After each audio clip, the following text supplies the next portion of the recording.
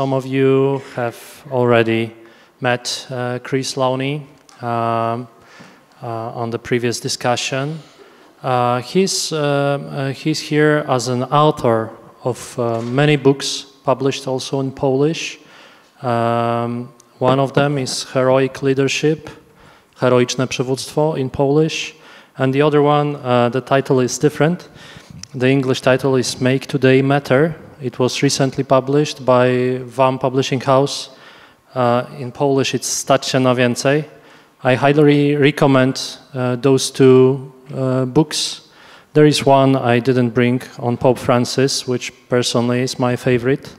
I'm a journalist. I work for Dion.pl website. My name is Karol Wilczyński, and I will ask Chris a few questions, and after that I will give you the floor and you will be able to ask him.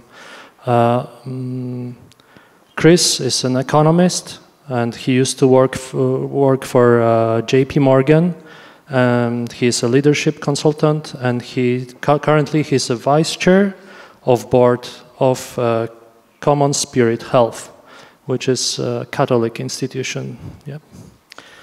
Okay.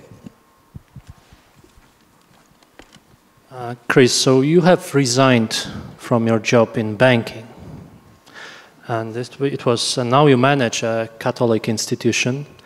We've heard a Choi presentation on making decisions. So can you tell us more about how did you make this specific decision that you quit one job to leave the bank? Yeah. So as he introduced, after school I was a Jesuit for a few years. Then before I was a priest, I left the Jesuits and I worked at JP Morgan for many years. And now you're asking the question. So at some moment I left JP Morgan and began writing and so on, and what about that? Huh? And before I answer the question, let me ask, for those who are listening in English, the pace that I speak is okay for you? Okay. And I see some of our friends are listening in Polish. It comes at the right speed also? Okay. So leaving JP Morgan, I worked at JP Morgan altogether about 17 years, and for the last of those years, mostly I was outside the US. I lived in Japan for a while, then Singapore, and then London. And during that time overseas, eventually I came to the conclusion that I would, when I was assigned back to New York, move on to the next step in life. And your question is, what about that decision? And, you know, like many decisions, it combined many elements, some of which are practical, and some of which maybe are more, what could we say, noble or something. You know, on the practical side, let's be honest, if I thought that I was going to be the chairman of JP Morgan in 5 years, probably I would stay 5 years longer, you know. So one aspect is, you know, what is my own trajectory in this place? And also, I observed, because I was outside the US for many years, I observed many times that when people were sent back to New York, often they would quickly become unhappy and leave, you know. And I decided I wanted to avoid this fate for myself. And why was that? Why did they become unhappy? I think for a lot of people, you go overseas and in some ways it's very stimulating. You know, you're interacting with people from many different cultures, and well, sometimes it's a pain in the neck because you're saying to yourself, why don't these Polish people behave the way I behave, you know?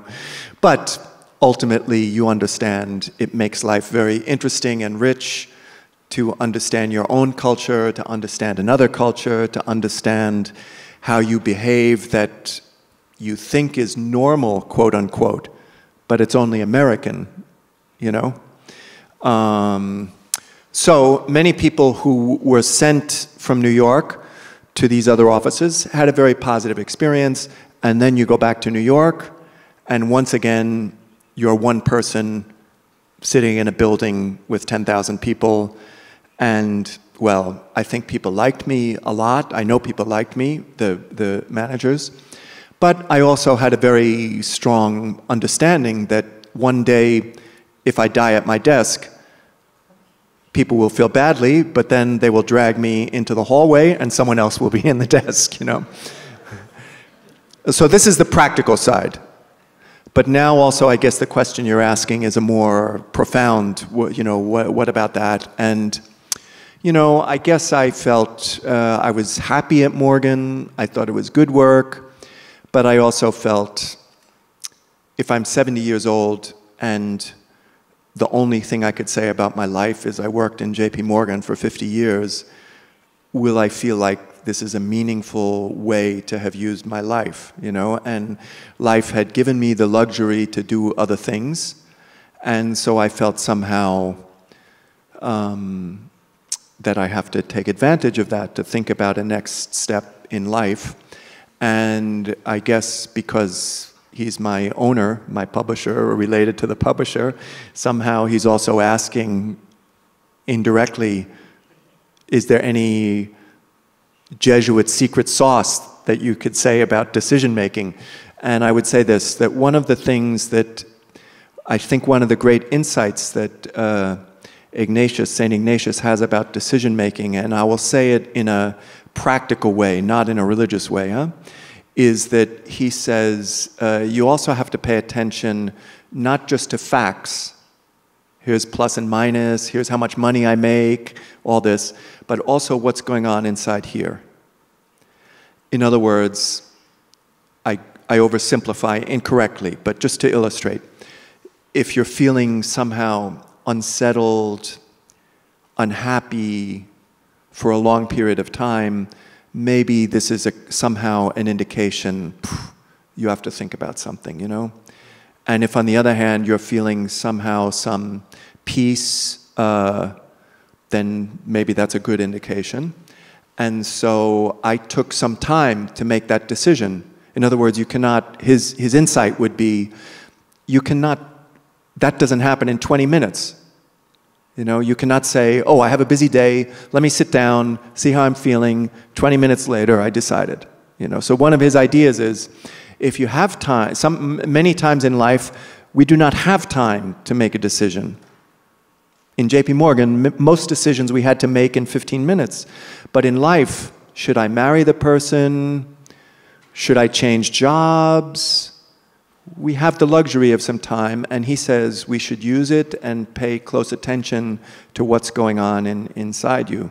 So in this respect, I did take the time, and I could say I used to daydream purposefully, if you can imagine what I'm saying. Like imagine, well, what if I did that? What would this be like? What if I stay at Morgan? What will it be like?